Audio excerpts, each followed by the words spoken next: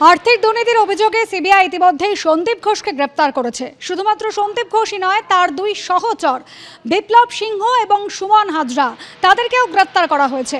এবং সিবিআই এবার সামনে আনছে এই ত্রিফলা যোগ, যারা হাসপাতাল থেকে হাসপাতাল ঘুরে আর্থিক দুর্নীতির অভিযোগ রয়েছে যাদের বিরুদ্ধে। আদালতে একেবারে নথি পেশ করে দাবি করছে সিবিআই। মুর্শিদাবাদ মেডিকেলে থাকাকালীন সন্দীপের সঙ্গে পরিচয় হয়েছিল ভেন্ডার বিপ্লব সিংহের। আবার সন্দীপ ঘোষ ন্যাশনাল মেডিকেলে সুপার পদে বদলি হলে কাজ পেতে শুরু করেন বিপ্লব সিংহ। বিপ্লবের সূত্র ধরে আরেক ভেন্ডার সুমন হাজরার সঙ্গে এরপর পরিচয় হয় সন্দীপ ঘোষের। Suman Hazra national medical college হাসপাতালে বরাত পেতে শুরু করেন। সন্দীপ ঘোষ আরজিকর মেডিকেলের অধ্যক্ষ হওয়ার পর যাবতীয় টেন্ডার যেত এই বিপ্লব সিংহদের কাছে। আরজিকর মেডিকেলে দুর্নীতির জাল তৈরিতে প্রত্যক্ষ যোগাযোগ ছিল সন্দীপ ঘোষ, বিপ্লব সিংহ এবং সুমন হাজরার। আদালতে নথি পেশ করে এমনই দাবি করছে সিবিআই।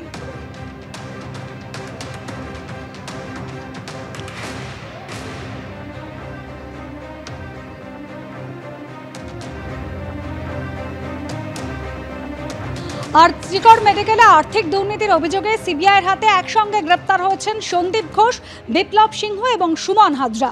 যেটা অভিযোগ, বেআইনিভাবে আর্থিক সুযোগ সুবিধার সন্দীপ ঘোষ এদের দুজনকে পাইয়ে দিত। এমনকি স্থানীয় বাসিন্দারাও বলছেন গত কয়েক বছর ধরে এদের একেবারে জীবনযাত্রার মান বদলে গিয়েছিল। আরজিকর মেডিকেলে দুর্নীতির অভিযোগে প্রাক্তন অধ্যক্ষ সন্দীপ ঘোষের পাশাপাশি সিবিআই এর হাতে গ্রেফতার হয়েছেন হাসপাতালের দুই ভেন্ডার বিপ্লব সিংহ ও সুমন হাজরা।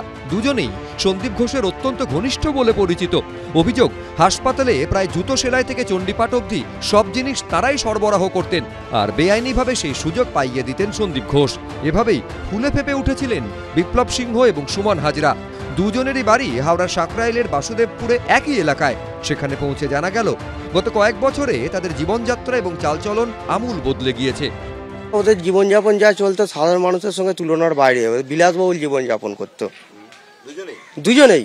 জীবনযাপন মানে কি, একদম সেই নেতা মন্ত্রীর মতন জীবনযাপন কাটাতো। ও এমনি আগে ছিল আঁকার আর্টিস্টের আঁকার কাজ করতো, লিখতো, ব্যানার ফ্যানার সব লিখতো এইরকম। ইদারিং বোধ ৬-৭ বছর বিলাসিতে অনেক বেড়ে গেছে। স্থানীয়দের দাবি, ধৃত বিপ্লব একসময় ব্যানার আঁকতেন। বাবা ছিলেন একটি মেডিকেল কলেজের ৪র্থ শ্রেণীর কর্মী। এখন সেই বিপ্লবের বাড়ি দেখলে তাক লেগে যাবে।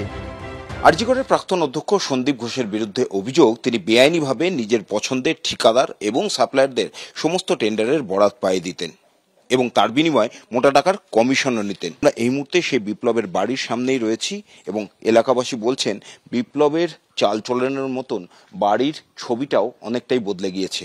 পুরনো বাড়ি হলেও দেখে বোঝা যাচ্ছে সাম্প্রতিককালে বাড়িটি রেনোভেট করা হয়েছে এবং বাড়িটি গোটাটাই সিসি ক্যামেরায় মোড়া। বাড়ির একেবারে সামনের ওপরের অংশটি, সেখানে গত কয়েক বছর আগে বসেছে সিংহের একটা বিশাল মূর্তি।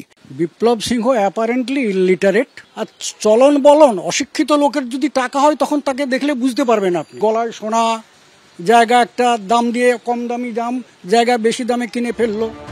বিপ্লব সিংহ মা তারা ট্রেডার্স নামে একটি সংস্থার কর্ণধার। দুর্নীতি মামলায় সিবিআই যে এফআইআর করেছিল তাতে মা তারা ট্রেডার্স নামে সংস্থার নাম ছিল। গত সপ্তাহে সিবিআই সাকরাইলে বিপ্লবের বাড়ি এবং সংস্থার অফিসে হানা দেয়।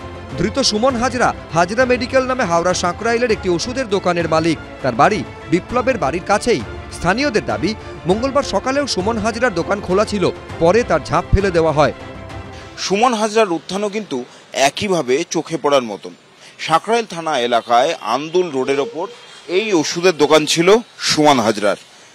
মধ্যবিত্ত জীবনযাপনই ছিল, কিন্তু গত কয়েক বছরে আরজিকর হাসপাতালে সাপ্লায়ার হয়ে ওঠার পর থেকে সুমনের জীবনযাপনও বিপ্লবের মতনই বদলে গিয়েছিল।